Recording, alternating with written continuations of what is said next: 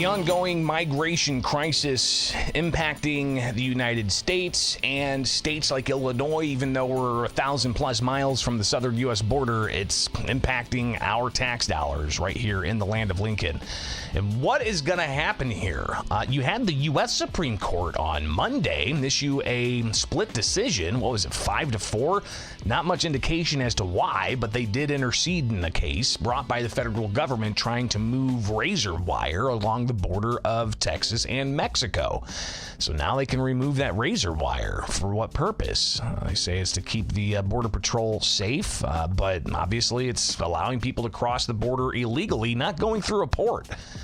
So, are they going to cross illegally and claim asylum, or are they going to cross through a port legally and claim asylum? Obviously, we've had millions of people cross the border in the past few years, and it's impacting you right here in the state of Illinois. Welcome back. It's Bishop on Air. I appreciate you guys checking in. I did want to just touch base on this briefly for a couple of different points. Yesterday, there was an article in the newspaper that had President Joe Biden talking about the border, saying that something needs to be done about the border. He asked for more money from Congress. And it's kind of interesting because it seems to be one of the first instances of at least the White House or the president indicating it's a crisis at the border and it's a serious problem at the border. And I know that the U.S. House is moving forward with impeachment proceedings against the Department of Homeland Security Secretary Alejandro Mayorkas. So we'll be seeing what happens there. But yesterday, the Supreme Court interceded in a case that says that the federal government can temporarily remove some razor wire while the case continues on its merits. So the Supreme Court did decide to intercede in that case. So how is all this impacting Illinois? Obviously, we've got more than 30,000 migrants who have been sent to Illinois, a sanctuary state, from the southern border. You've got Governor of Texas, Greg Abbott. He's obviously been involved in helping transport these migrants to states like Illinois and cities like Chicago who have sanctuary city policies. And that's after they're getting inundated. 1 million is a big number. And then when you extrapolate that over 3 years and it's 8+ million, if not more, that's something that's impacting all across the border. And you got to think these towns on the southern U.S. border with Texas there and Mexico, Eagle Pass, and other places, El Paso, they don't have the resources for this. So the sanctuary states and cities who have said, hey, we're a welcoming city. We won't go after you if you're here undocumented. Well, they obviously signaled a certain signal, and now that they've gotten tens of thousands of these non-citizen migrants who are saying they're asylum seekers, who decided not to cross the ports or instead wanted to cross the border illegally, now they're showing up in droves. And there seems to be the obvious realization that this is a growing concern. Here's Governor J.B. Pritzker yesterday. Now, this was at an event after he took part in a Roe v. Wade anniversary roundtable. Apparently, Roe v. Wade was decided 1973 yesterday, but clearly with the case that was decided, what was that, last year? Was that either way, the recent U.S. Supreme Court precedent saying that the issue of abortion is going back to the states. So clearly, Democrats looking to make abortion a major priority. So what's fascinating here is the governor, after taking part in a closed-door Roe v. Wade roundtable discussion with several other advocates for access to abortion, he was asked about, seems like Democrats are going to make abortion a big key issue here. What about the issue that Republicans are making a big key issue, which seems to be polling really well, and that's that the border's a mess and it needs to be fixed, and Democrats are at the helm for this. Well, as with every election cycle, the Republicans come up with complete falsehoods, lies that they want to run on. Here's the truth. Democrats have been at the table for decades looking for comprehensive immigration reform.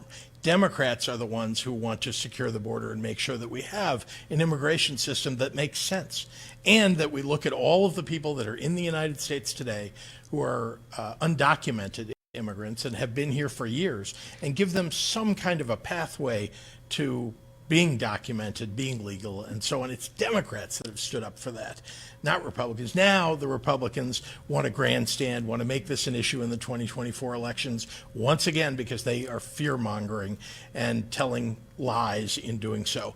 So we're at the table. President Biden is at the table. Democrats in Washington are at the table ready to pass something.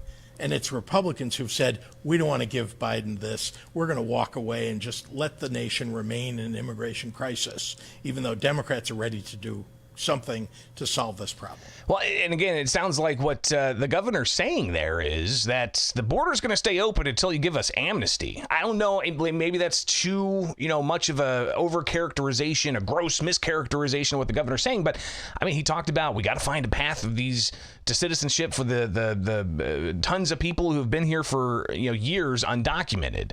We've got to find an easier path for people to come into the country and to become a citizen.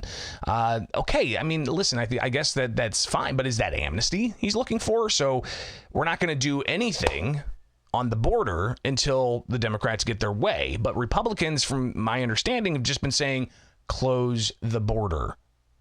And then you can have conversation, like stop the bleeding, and then we can have conversations about the politics here, the amnesty provisions, or maybe we have different routes for people to be able to, train themselves to become a citizen of the United States, to take the test, to get the naturalization process underway faster, and that's clearly something I think a lot of people would be interested in.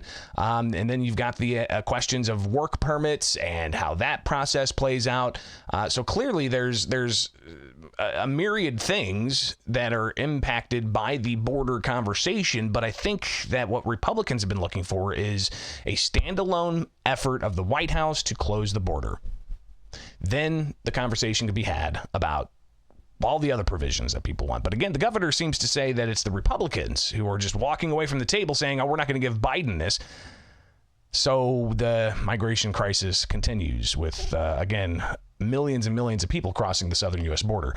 But the governor also recognizing in Chicago, things not going that great. There's been constant reports of poor shelter quality and so on. The governor was asked about the handling of the shelters in Chicago by Chicago Mayor Brandon Johnson. Here's the governor's response. I'm deeply concerned. We do not have enough shelter as it is in the city of Chicago. The city has not told the state where they would like us to put our resources to build new shelters or help them build new shelters. So we can't help if they don't identify those locations. And we need to make sure that we're not ending shelter capacity, as the city is now planning to do, at the end of winter.